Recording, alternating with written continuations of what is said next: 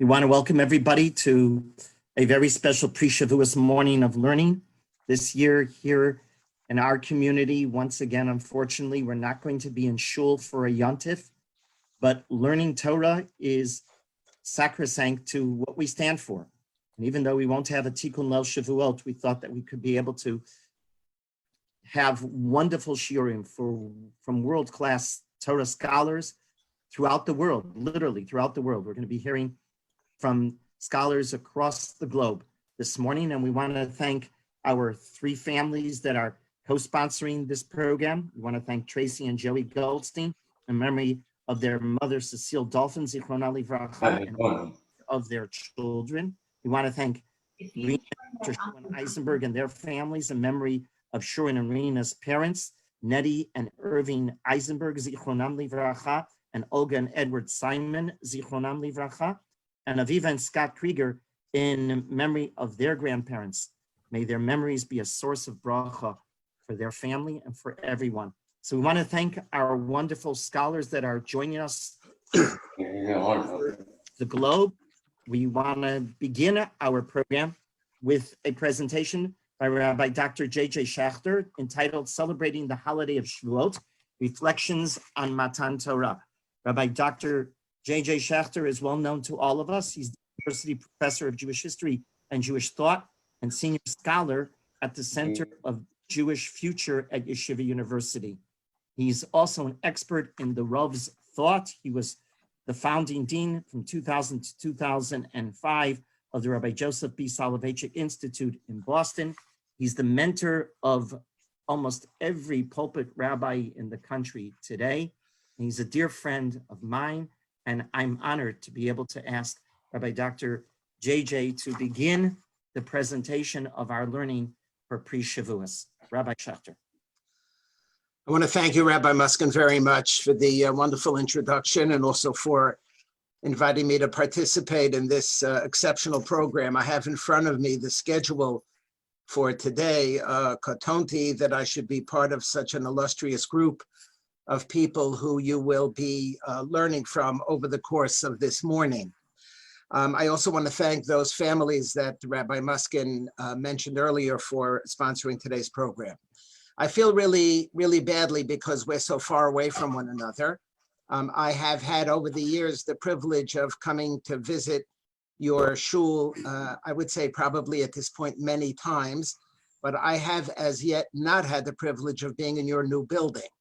And the fact that I am so far away would have much preferred to be that much closer to Shep Nachas from this completion of this extraordinary project. I know that Rabbi Muskin devoted himself b'leiv v'nefesh over the course of many years, and I can only imagine the kind of joy and happiness and sense of fulfillment that you, Rabbi Muskin, must feel. That I would, as a beloved and close chaver of yours, would have liked to be able to share in person. So we'll have to just settle for far away, and Amir Hashem, when the world opens up again, please God, it will be much, much closer. I want to address an issue that I've been thinking a lot about, and that is a real odd reality when it comes to the Yom Tov of Shavuos. We understand very well, I think we've been taught this since pre-K, that Shavuos is a time when we celebrate the giving of the Torah. We actually make reference to that in our davening. Yom Chag HaShavuos Hazeh, Zman Matan Torasenu, that we have an indelible and clear and unbroken connection, a solid, strong, just unadulterated, undiluted connection between the Yom Tov of Shavuos and Matan Torah. And it turns out that it's not so simple at all. It's the only holiday where there really is no reference in the Torah to any event that happened on that day that that holiday is celebrating. And for sure, there's no reference at all to Matan Torah. If you look at the first page, I prepared the Dapei Mekorot for you that I have here sharing the screen. So I hope you all see it in front of you on the screen. The Yom Tov of Shavuos, what we call Shavuos, is referred to a number of times in the Torah. In Parshas Mishpatim on the top right, the Chag HaKatzir Bikurei Ma'asecha. It's known as Chag HaKatzir.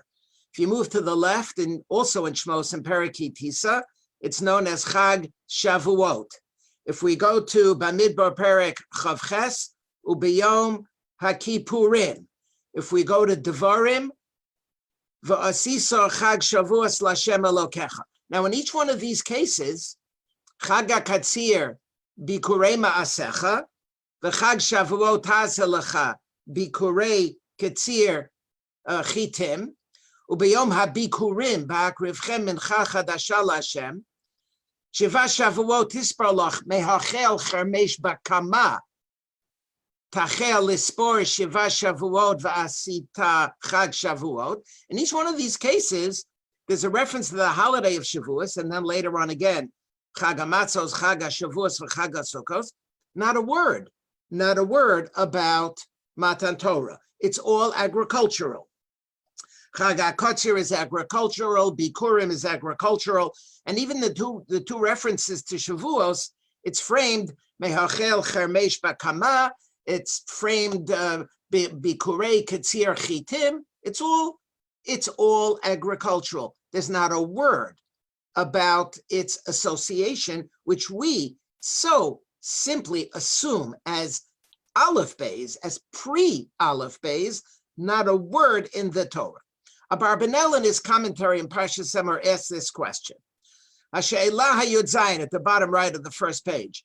Lama lo nitna haTorah ta'am l'chag haShavuot shehu zman matan Toratenu? Why does the Torah not give a name, give an association to the holiday of Shavuos as being zman matan Toratenu? Kemo shenatan b'chag haPesach u'b'chag haSukkot u'b'yom haKippurim hata'amim sheba'avuram nitztavu Yisrael aleim. In each one of these other holidays, the Torah gives us the reason why we're celebrating them. The Torah associates them with something significant. In the case of the other two, Shalosh Regalim, Pesach and Sukkot, it's associated with the historical event. On Yom Kippur, it's associated with Kapara. There's something going on here. There's something significant about the day itself, and here it is absent. And the question is, what does that mean? What is the significance? How do we understand it? If you look at the top of the second page, there's a passage here from the Magen Avraham, one of the most famous questions asked in the context of the holiday of Shavuot. You know, different holidays have major questions associated with them. So for Hanukkah, it's the Beis Yosef's question. Why do we celebrate Hanukkah for 8 days if there was enough to last for 1 day and the miracle was 7 days? On Sukkot, it's the tourist question. We should be sitting in the sukkah during the Seder. Basukot shvu shivat yamim ki basukot hoshavti et bnei Yisrael ba'hotzio sameretz Mitzrayim. So why are we celebrating it in Tishrei? Different holidays have different powerful questions. The powerful Shavuos question, Magen Avraham, who lived in the 17th century, commentary on the Shulchan Aruch. Umashe hiksha od. Top of page 2, the whole thing is off. Think about it for a second. It's really odd. Shavuos is not associated with Matan Torah. Make the cheshbon. The Torah was given on the 51st day. We count 50 days. That is, we count 49 days. The next day, 50th is Shavuos. No, sorry, no. The Torah was given on the 51st. Why? The Yatzumi Mitzrayim b'Yom Hey, Jews left Mitzrayim on a Thursday, and the Torah was given on a Shabbos. Now, if Jews left Mitzrayim on a Thursday, that means that the 15th of Nisan was Thursday. That means we start counting from the 16th of Nisan, which is Friday. So Friday is day 1. Friday is day 8, 15, 22, 29, 36, 43. Friday is day 50. When is the Torah given? Shabbos. Hi, everybody. Welcome to Yom Tiv. Goodbye. 1 day Yom Tiv. It's over. Tomorrow the Torah was given. The Rivash Yitzchak bar Sheshet, who lived in Spain at the end of the Middle Ages, asks another interesting question, also pointing to the lack of obvious, clear-cut connection, which we so take for granted, between Shavuos and the historical event of the giving of the Torah. Umashe hiksha, right here at the beginning of the second line in the reference to the Ravash at the bottom of the second page. Umashe hiksha. Listen to this question. It's an Eisen Akasha. It's an Eisen Akasha. Im kvar avru nisa. V'kitshu iyar b'yom lamed aleph.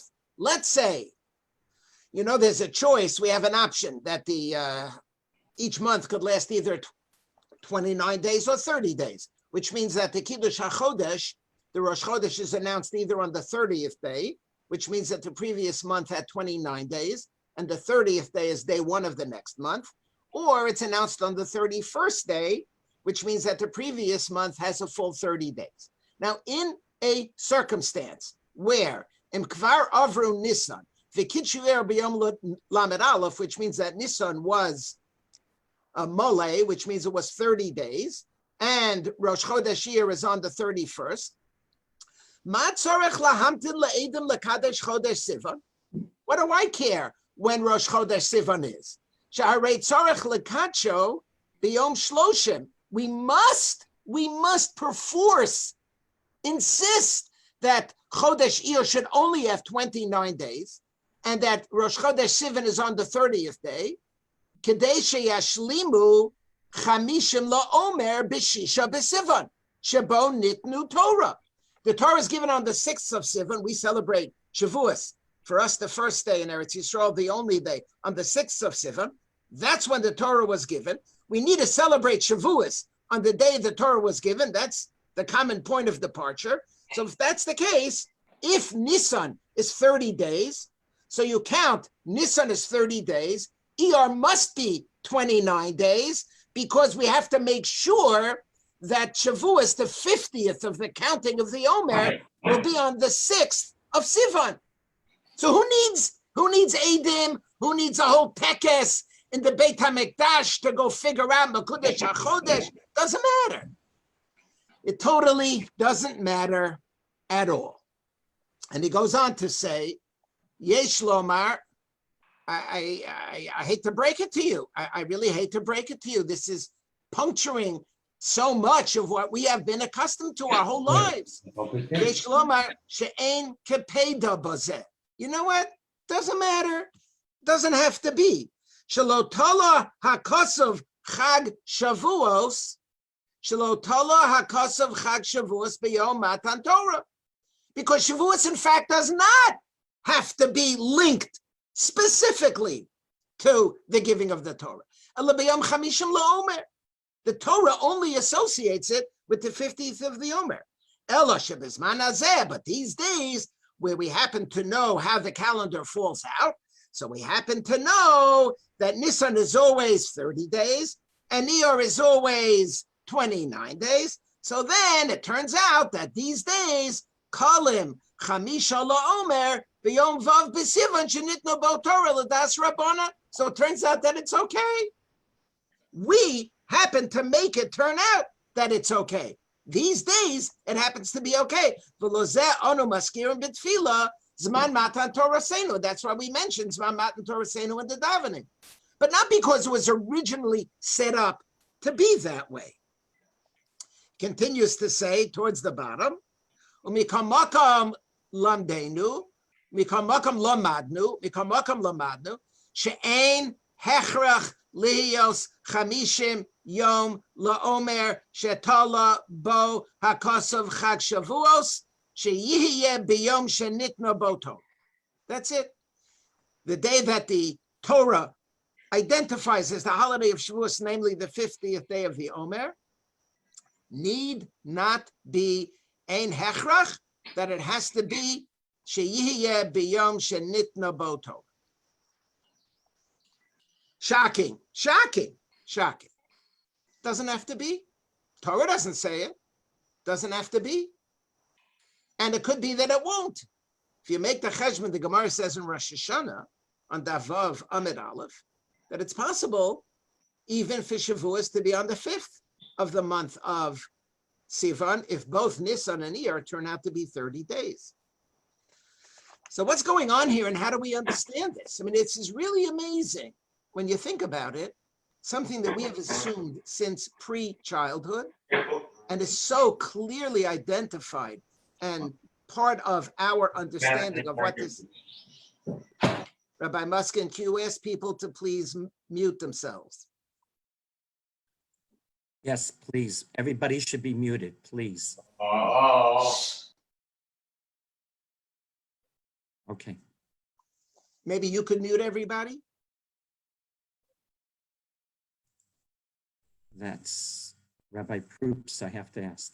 Okay, I will check. Everybody's muted. No? Okay, thank you. Thank you. So we find something so extraordinary that an assumption that was so much a part of our understanding of this holiday,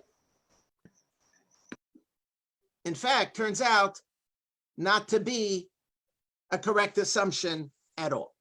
Let's go to the next page. Just so happens, the Gemara, which is quoted by the Rivash, a Gemara in Maseches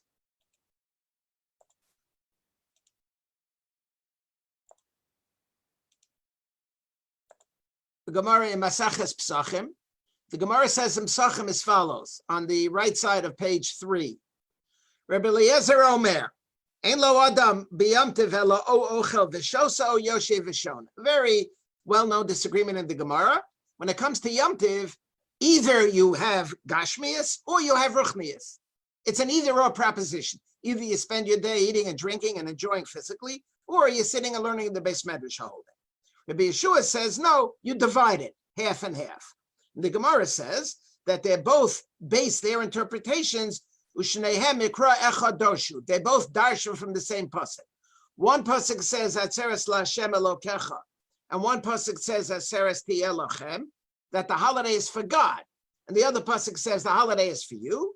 So there's a disagreement. One of them says it's either or, and the other one says it's both. Now we come to our discussion. Amar Rabbi Lazar, Hakol modim ba'atzeres the be'ina nami lochem, my taima yom shenitna bo Torah. Everybody agrees, and it's interesting. Everybody agrees not that on Atzeres you have to worry about God, but on Atzeres you should enjoy yourself. Rashi says the be'ina nami lochem sheyismach bo b'machol umishte laharos. We enjoy, we physically enjoy, we express our pleasure and our gratitude to the fact that the Torah was given by a physical manifestation of the expression of our joy. But meanwhile, what does he say? Why? The Torah was given on this day. The Torah is given on this day, so we should express our gratitude. But meanwhile, he assumes the Torah was given on this day. And the tzlach on the left side of the page, the tzlach is the Noda B'Yehuda, Rabbi Yecheskel Landau, Tzion Lenefesh Chaya. The tzlach wrote a commentary. He lived in the second half of the 18th century. He was one of the greatest Gedolim. He started off in a small town. Then he ended up being the chief rabbi of Prague, who had a major impact, not only on his contemporaries, but also on all of subsequent Jewish halachic writing. The Noda B'Yehuda is one of the Gedolei Olam Asher Mipiv Anu Chayim.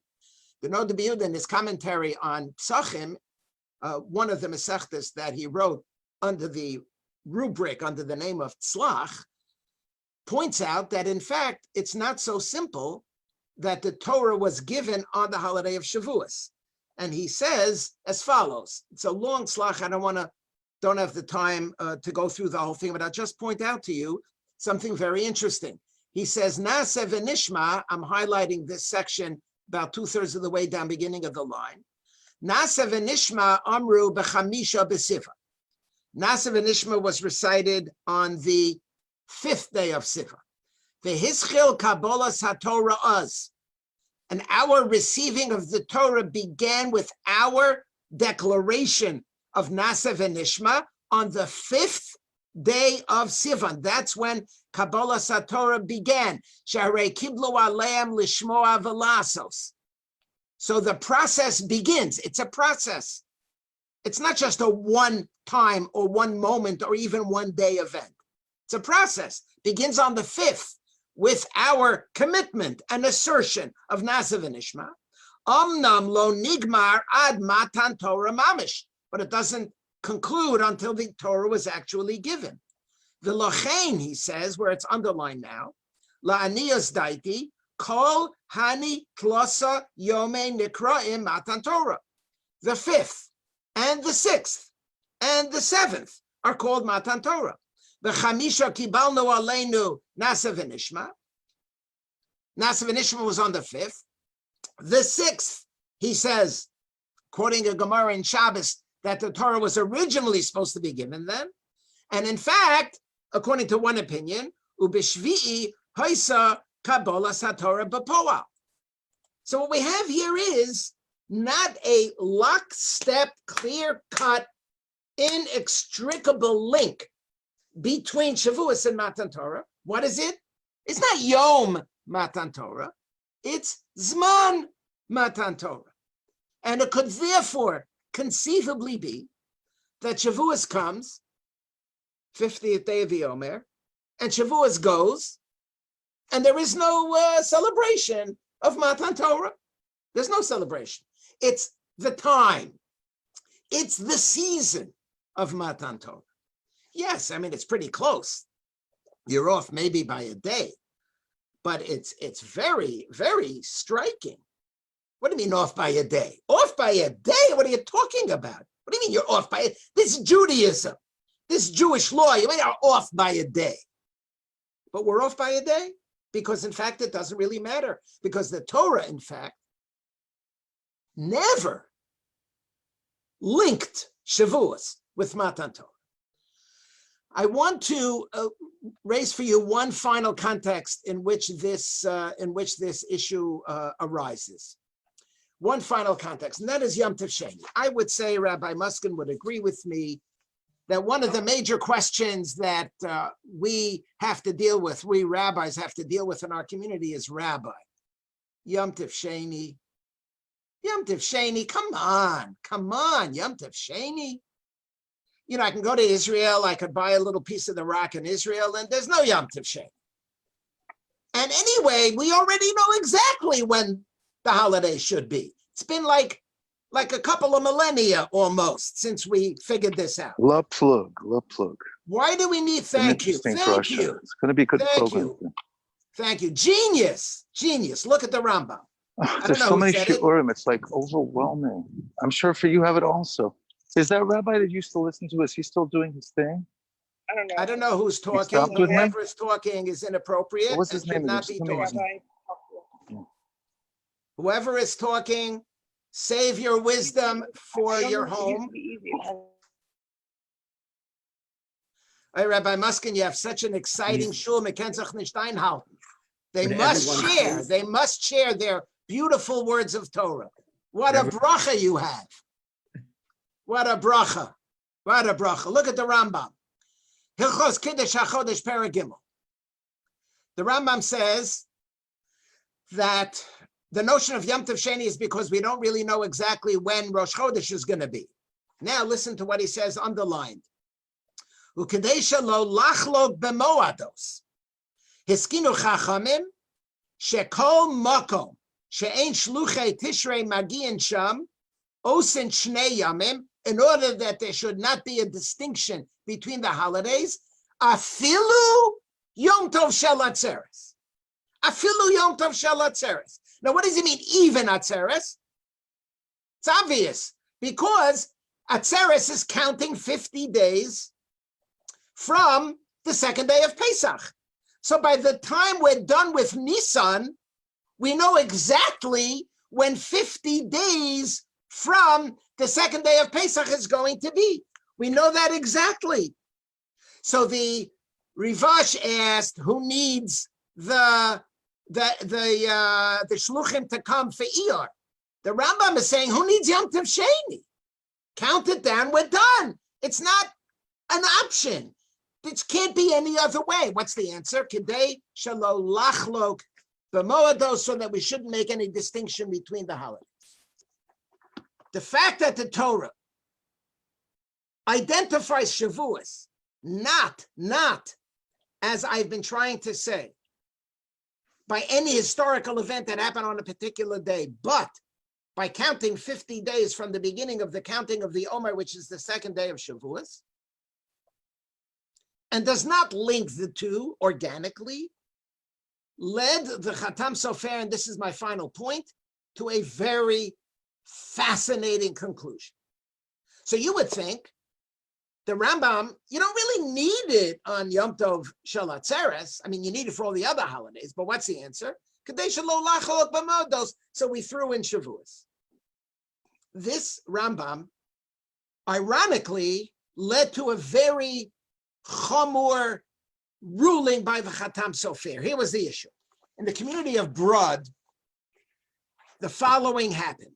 There was a individual who was very, very sick, and it was the second day of Shavuos. And he was married to his wife, and they had no children. He had a brother in Rome. He's living in Brod in Poland. He has a brother in Rome, Folgmechagang, Rome. Now, if he dies, then his wife would not be able to remarry because she is what is known as Zekuka Liyibum. She has to either marry her brother-in-law or, by then, in all likelihood, get chalitza. She somehow has to sever this link that she is now going to have with her brother-in-law. But she's never going to find her brother-in-law. Her brother-in-law is in Rome. God knows where he is. God knows what he's doing. God knows if he'll do it. God knows if he's interested. So her husband wants to do a chesed, and he wants to divorce her on the second day of Shavuos. If she's divorced from him and he dies, so there's no yibum. Doesn't apply. She's free. So in an act of ultimate love and affection, he wants to divorce her. The Rav Paskin, you could go ahead and do it. It's Yom Tov Sheni. It's Yom Tov Sheni. You can be mekel on Yom Tov Sheni. You can kal v'chomer be mekel on Yom Tov Sheni of Atzeres. But Rab Shlomo Kluger, who was the Rav there, said no. Rab Shlomo Kluger said, even though the consequences could potentially be aguna, which is what motivated the first rabbi to allow it, this is now a catastrophe potentially. So we have got to fix this. So we'll let him write a get. You understand? Writing a get is chilul Yom Tov. You're writing on Yom Tov. You can't write a get on Yom Tov. But the rabbi said, you know what? Extenuating circumstances. Rabbi Shlomo Kluger, who was the chief, said, I'm really sorry. My heart is broken. I cannot allow it. And he is not sure whether he said the right thing or not. So he writes a letter to the Chatam Sofer, published in Shail Tzuvas Chatam Sofer, Arachaim Siman Kuf Memhe. Rabbi Sofer, Rabbi Chatam Sofer, I feel that I need to make sure I did the right thing because I understand that I put the wife in a potentially extremely difficult situation. Did I do the right thing or not? The Chatam Sofer says you did do the right thing. And what we have here is the following. The Chatam Sofer, and I'm going to summarize it. It's the bottom of the last page. He says the fact that the reason why we have Yom Tov Sheni for Shavuos is not misafek. The reason why is not because it's a doubt when it's going to be. It was never a doubt. Even in days when the other holidays were in doubt, this was never in doubt. Count 50 days from the Omer and done. That's what Shavuos is. That's what the Torah says. But the only reason why we have it is not because of doubt, but because of Kedei Lachlok B'Moados.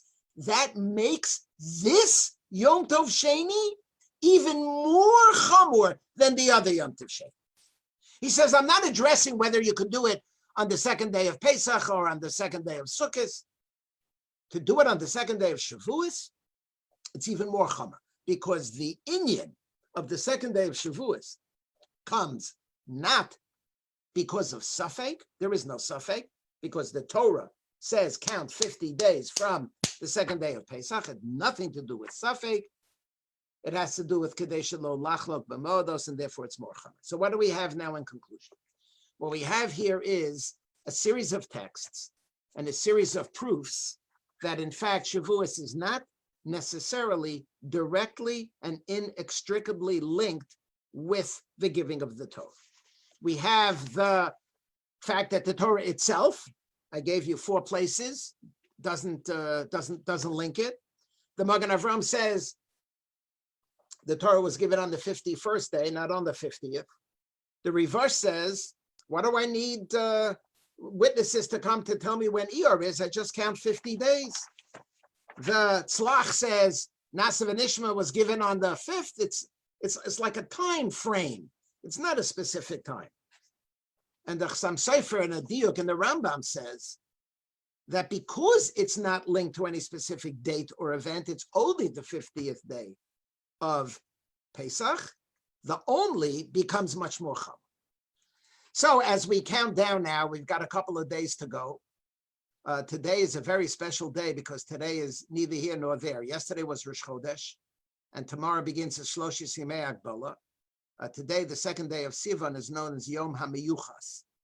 The reason why it's known as Yom HaMiyuchas is all different kinds of explanations. One is because it draws its yichus from the company it keeps. Today doesn't have necessarily, nothing happened yet today. But yesterday was Rosh Chodesh, tomorrow is Shloshis Yimei Agbola. It's surrounded by chashiv days, it has chashivas. You and your community have a lot of yichus. You are blessed with a wonderful senior rabbi. I don't know the assistant rabbi yet. You're blessed with a wonderful senior rabbi. You're blessed with great lay leadership. You're blessed with an incredible community. You're surrounded by yichus, and being surrounded by yichus brings yichus to you as well. I invite you to think about the implications of this lack of direct link between Shavuos and Matan Torah as you count down and culminate in the actual observance of Shavuos. I wish all of you a wonderful, wonderful, wonderful Chag Sameach.